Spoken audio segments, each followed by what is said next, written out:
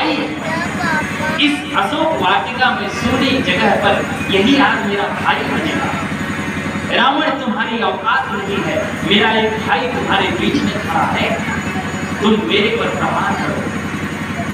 एक भाई यदि पूरी तरह से वचनबद्ध हो जाए तो बहन पर कोई आंच नहीं आएगी। शिशुपाल का जब जन्म हुआ तो कन्हैया ने कहा, बुआ से कहा कि बुआ मैं इससे 99 गलती माफ करूंगा, लेकिन जो ही 100 होगा मैं इसे मार दूंगा। ये पता था कि शिशुपाल का वध कृष्ण के हाथों होना। पूरी सभा में शिशुपाल गाली देता रहा, कृष्ण सचेत करते रहे और उस सचेत करते करते 99 हुआ। कृष्ण ने कहा सावधान शिशुपाल, 100वां जो भी हुआ अपना सुदर्शन निकाले और शिशुपाल का वध कर दिए। इस घटना के ही क्रम में भगवान श्री कृष्ण की इस तर्जनी में थोड़ा सा चोट लग गई।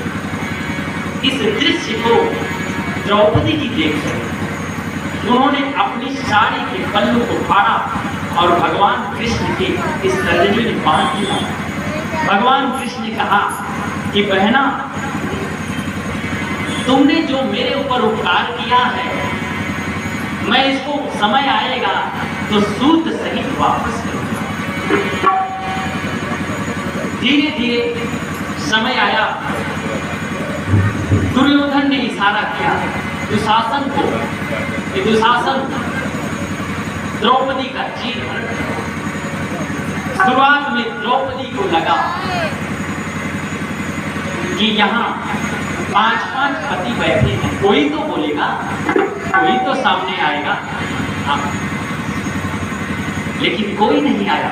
फिर लगा कि गुरुजी हैं,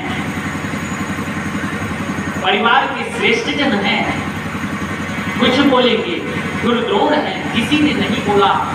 तो फिर द्रौपदी को लगा कि मेरी बाजुओं में अभी ताकत है, मैं अपनी आबरू बचाने में सक्षम हूं। दुशासन खींच रहा है। शुरुआत में विरोध किया, जिन बाजुओं की ताकत से साड़ी का विरोध कर रही थी, लेकिन लगा कि अब मेरी बाजुओं में उतनी ताकत नहीं है कि मैं साड़ी खींचने से रोक सकूं। तो द्रौपदी कहती है,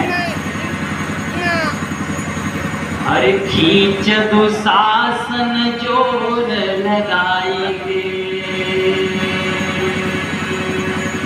तेर हमारे जो सुनी भई है। अरे दुशासन खींच,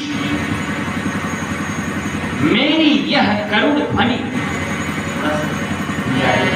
तो मेरी यह करुण ध्वनि कन्हैया जहां होगा भाग के आएगा। संत लोग, विद्वान लोग कहते हैं कि उस समय रुक्मणी ने भगवान कृष्ण को भोजन परोसा था। भगवान भूखे थे, खाने के लिए बैठे ही थे। इधर तब तक द्रौपदी ने कहा, क्या कहा, अरे लगा दो पार नैया को, नहीं तो डूब जाए। द्रौपदी ने कहा कि ये नैया डूब जाएगी। और प्रभु, आपको क्या लगता है कि द्रौपदी भी लाज जाएगी?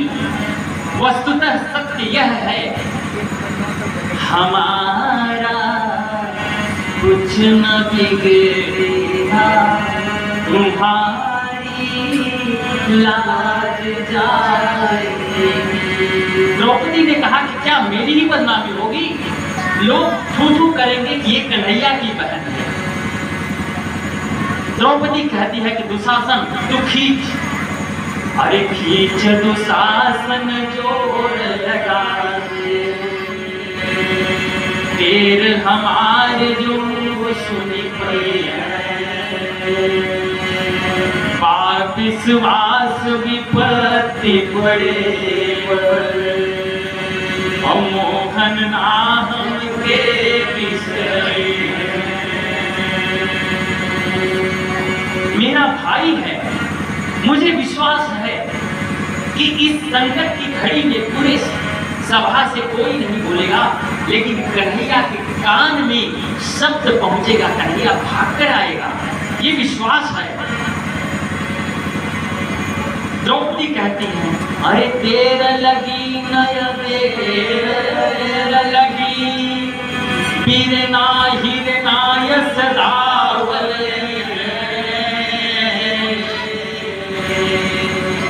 और भौजी के गोदी में हुई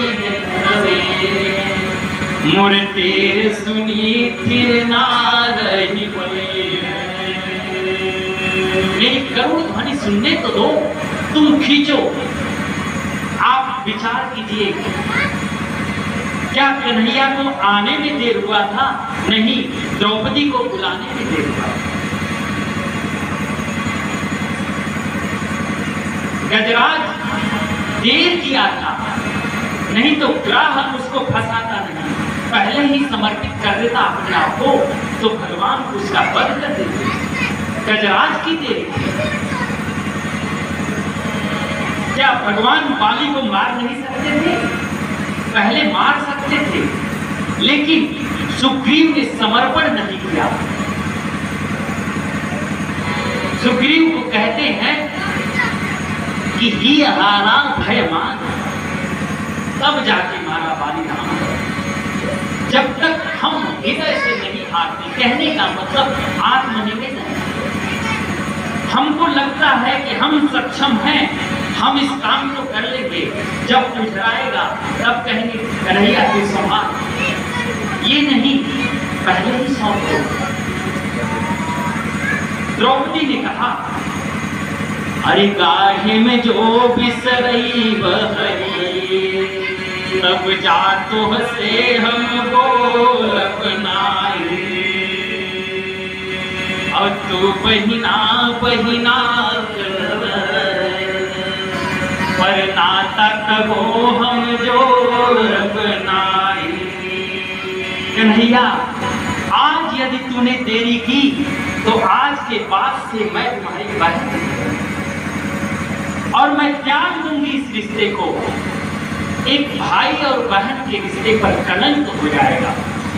आप जरा विचार कीजिए ना, एक बड़ी प्रसिद्ध कहावत है, क्या कि भगवान के घर में देर है अंधेर नहीं।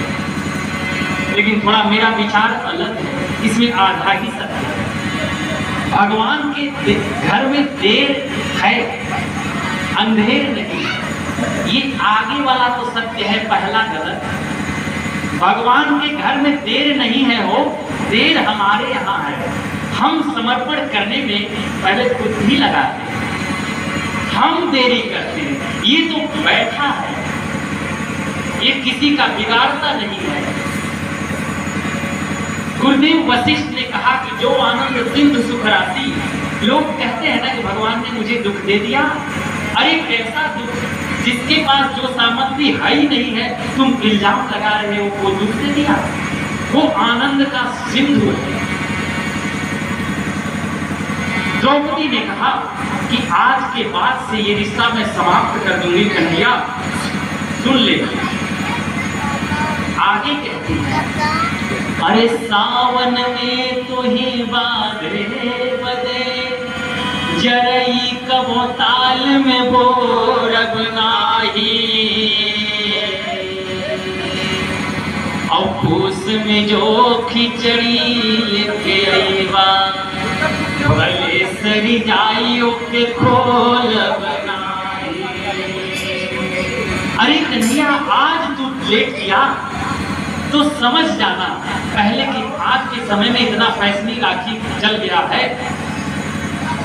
अब तो मैं ज्यादा इस पर नहीं कहूंगा। रक्षाबंधन तो प्रेम और विश्वास का है। अगर विश्वास और प्रेम है तो पराई भी बहन है, और नहीं है तो सब नौटंकी। यहाँ पहले के जमाने में राखी नहीं हुआ करती थी भाई, तो माताएं बहनें ताल में जब पानी आता था तो जरई बोलती थी, उस जरई को निकालती थी, पूर्णिमा के दिन निकाल के वही बांधती थी। आज वही कन्हैया से कहती हैं, अरे सावन में तो ये बाजे बदे, जरई कबो ताल में बोर बनाई, और तू बहिना बहिना वरना तक हम उसमें खिचड़ी आएगी तो मैं उसे खोल के नहीं देखूं कि मेरा भाई क्या लाया है।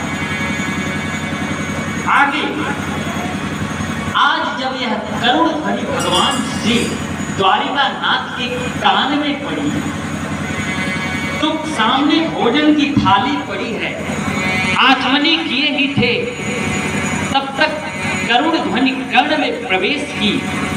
आज इस गगन में 3 विमान एक साथ चले।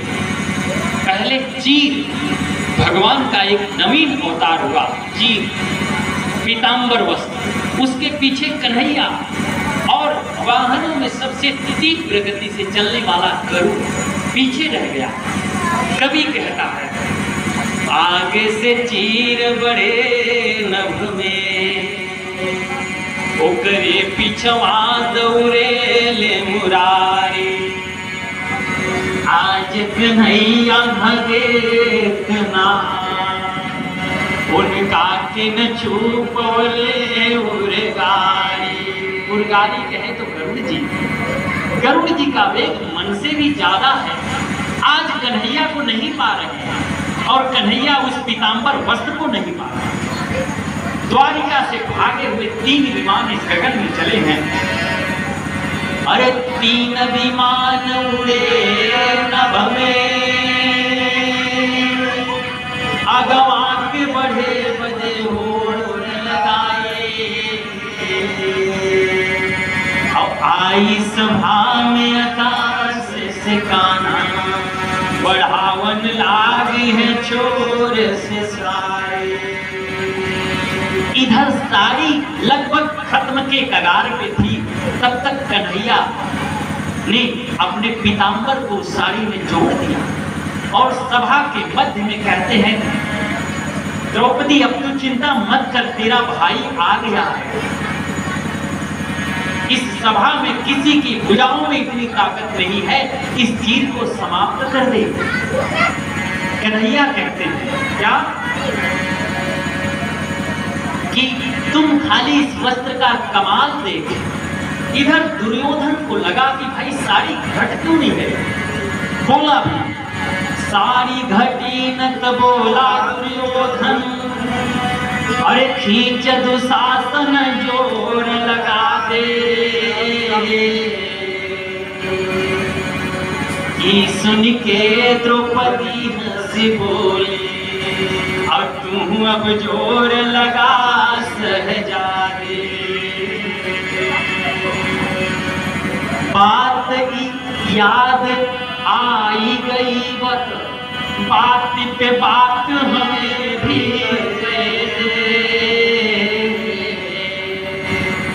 चीर घटी न दुशासन से, अब अपने अनहरा बपवा के बुला। आज द्रौपदी ने कहा कि अरे दुशासन, तेरी भुजाओं में तो जोर रह चुका, तू इस साड़ी को समाप्त नहीं कर सकता।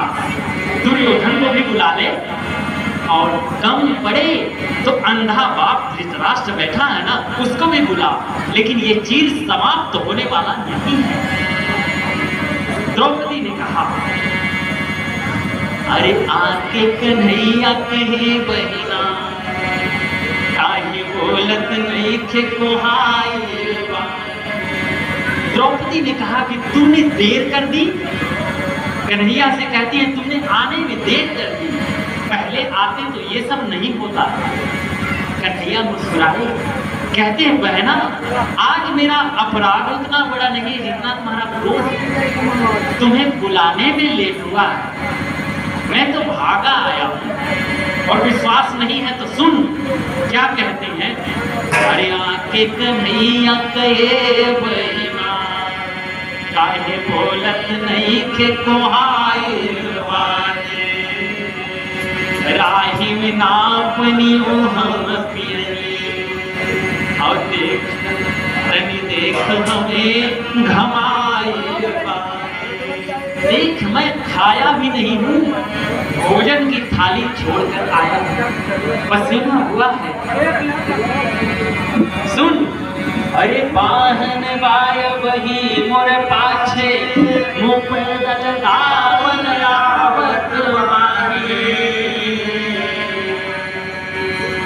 और द्वारिकाधीश के तय बहिना, एगो लुगरी बदे कोहाइल।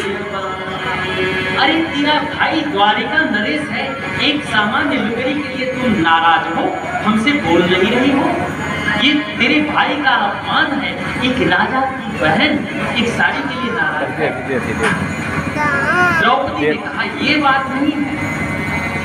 कन्हैया ने कहा फिर क्या बात है? द्रौपदी ने कहा कि मैं तो तुम्हें कहूंगी कि तुम अपना वचन भूल गए हो। कन्हैया ने कहा नहीं। कन्हैया ने ललकार के कहा अरे खींच दे साड़ी मो देखत बानी, यहाँ पर के बलवान बड़ा, के बहिना के गुहार पे भाई, आके सभा में जवान खड़ा। आखिरी बात कहते हैं, क्या कहते हैं कन्हैया? उसी चीर की याद दिलाते। सुन, तू कहती है मैं भूल गया, मैं देर किया।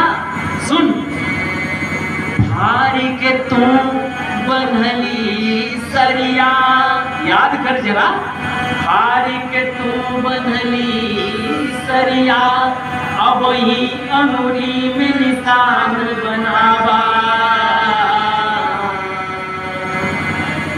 और सूत में ढाक लाज तुहार, मूल तुहार पड़ा कपड़ा।